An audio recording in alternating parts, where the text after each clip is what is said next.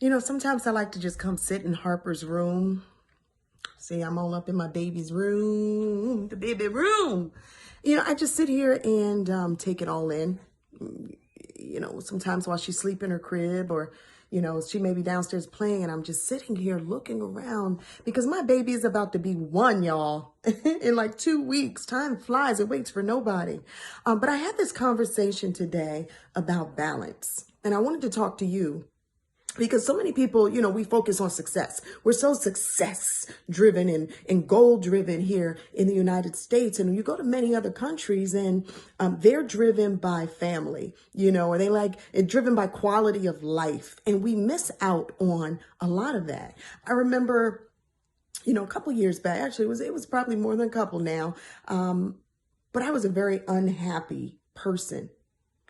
And I'm just going to be very transparent and say it showed in everything that I did. I mean, when you're miserable on the inside, you're going to be miserable on the outside, but I was just very unhappy. And I realized it was because I was one dimensional and I defined success by what I accomplished only in my career. Do you know what I'm saying?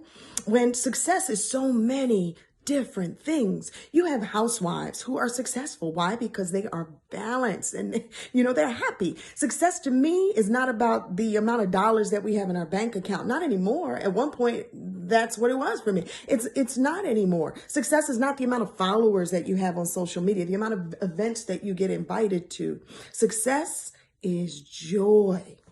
I want to tell you, you show me 20 multimillionaires, I'm going to show you at least 18 people who have antidepressants in their medicine cabinets, because money and career goals, that's not what's going to make you balanced. That's not what's going to make you happy.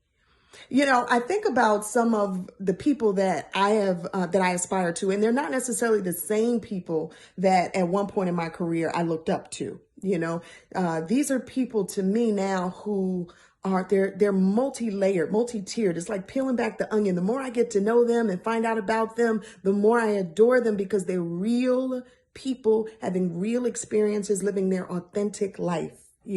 So for instance, Oprah Winfrey has been one for a long time for me and for many. But what I love about her is not necessarily what the world loves about her. Of course, her career and all that she's managed to build in this amazing empire. What I love are the little things. Like, we know that she loves to read books and she searches for inspiration in everything. We know that she's a girl's girl, right? She likes to hang out with her girl Gail and take road trips and whatnot, and that she sows seeds and gives back. And so she has a lot of the qualities that I value. Someone else that I've come to really just smile, when I say her name or I see her show, is Tamron Hall. And that's because she's been through hellfire, right? Some of the same things I've been through in my career, and maybe some of you have, where you've been, a little shut out a time or two, but God. Right? But God, because when I look at her, I realize that it had to happen, her experience and all that she went through with the Today Show, because then what came after that? She took a breather.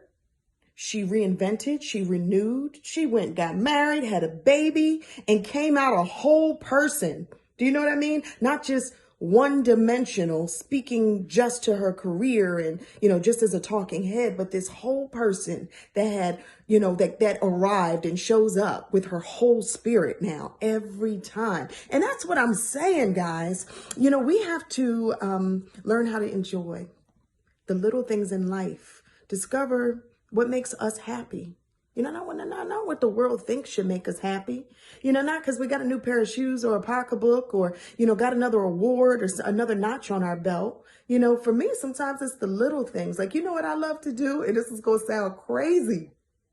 I love to buff my toenails. Because I like when they're nice and smooth, no ridges on the top. It's like those little things. And I do it myself. Don't necessarily go and get a pedicure. You know what else I love to do? Play Scrabble. Who else? Are you a wordsmith? I like to play Jenga. What do you like? I read the same book over and over again every year. Someone had given it to me when I was a teenager, and for whatever reason, it resonates differently every time I read it. There's actually 2 books that do that, but the first is The Game of Life and How to Play It by Florence Scovel Shinn. and the other is the prayers of Jabez.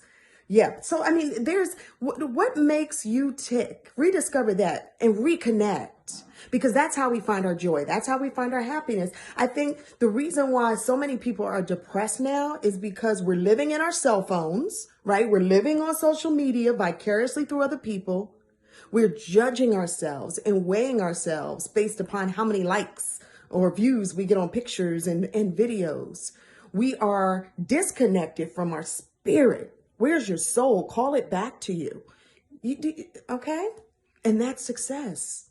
Not all these other worldly things. I'm talking about spirit. I'm talking about soul. I'm talking about chicken noodle soup, sweet potatoes, and collard greens in your soul.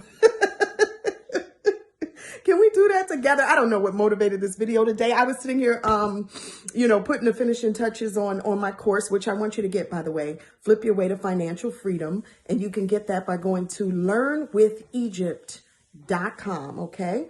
I was sitting there putting my finishing touches on that, and I was filled with the spirit of gratitude, not for anything material, not for any one thing, just the spirit of gratitude, of realizing that I finally experienced the shift in my life. You don't get there overnight, and there's no book you can read to make you experience a shift. There's no friend you can talk to. It comes with true life experience. It comes with falling down flat on your face and getting back up. It comes with being close to death.